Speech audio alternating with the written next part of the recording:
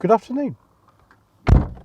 Today is the 16th of October and it's time to answer a question that a lot of you had concerning the Santa Pod Run What Ya Brung challenge, and that is how fast exactly is my 1998 Rover 620 GSi on the drag strip. Sadly, I forgot to bring my keys when I walked over to where the car's parked today, so I'm going to have to just record this from one of the other cars, which hopefully you'll let me off that one. We will see the car again this week, unless it sells, obviously, in the meantime. But let's get into this sort of timing now. I've got the figures here, so I hope that you find it fascinating.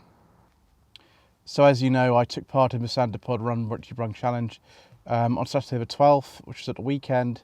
That was part of the £500 Santa Pod birthday challenge that I've been doing in conjunction with Freeways Driving, Lloyd's Mechanical Marvels, The Rubbish Mechanic, and Furious Driving. Planet Auto were meant to take part in it, but due to Annabelle's ill health, sadly they couldn't, but we will be going to Santa Pod again, and of course they're invited along with all the others, and some more YouTube channels that I'll tell you about in a future update. It wasn't perhaps the best showing for the Rover 620 GSi automatic. We never really expected it to be, but it was very close between that and Mr. Matthew Richardson's 2001 Hyundai Coupe 1.6 SE. So on the first run, there is, by the way, if you haven't already seen it, a full video of all three of the runs, which I recorded from inside the car. So if you haven't watched that, I'll put a link in the description below so you can have a look at that. I did 3 runs in total. The first run was 20.68 seconds with a terminal speed of 73.08 miles an hour. That was a lot faster than Matt's terminal speed, but the time overall was slower.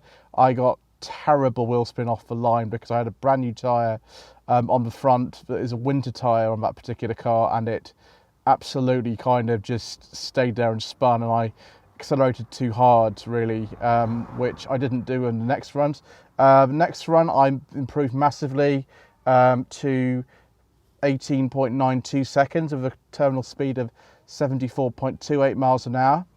I took it a little bit easier on the start and then floored it, and that's what happened. It's very difficult to sort of get that balance between just flooring it and spinning the tyres, even in automatic. And being gentle off the start so that doesn't happen, but getting a slower time overall. The third run was just over 19 seconds, and the closing speed of that was 74.45 miles per hour. My best reaction time was on the last run. That was 0.6 seconds, pretty much dead, and so I came third in the Drivers' Challenge. If you want to see kind of a full account really of what happened in order, then look at Matt Richardson's videos on the Furious Driving channel. Please bear in mind we haven't finished the challenge yet, because the last thing we have to do is sell all of our cars. As some of you may know, I've put a video up in the last 24 hours of the Rover, because that is on Auto Trader at the moment, and I'll put a link in the description below. Of that, if you haven't already seen it. I really need that car to go.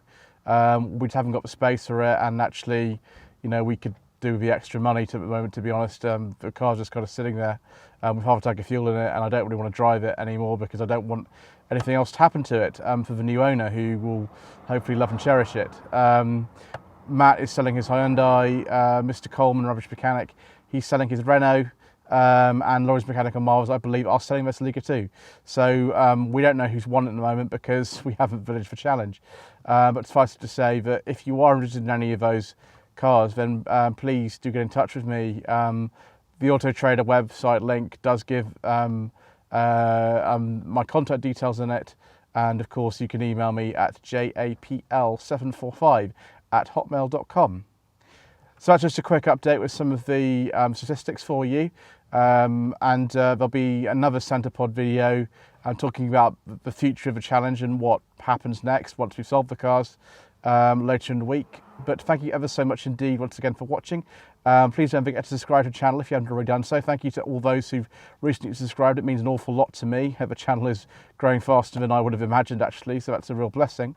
If you wish me to source a car for you, because that's actually what I do, rather than, you know, playing around with old Rovers and going to Santa Pod, then my website is www.lloydvehicleconsulting.co.uk. There's a contact tab on the front page of that for you to get in touch with me via a form that I've made. I've also got a Facebook page. It's facebook.com/Lloyd Vehicle Consulting. Thank you ever so much indeed for watching.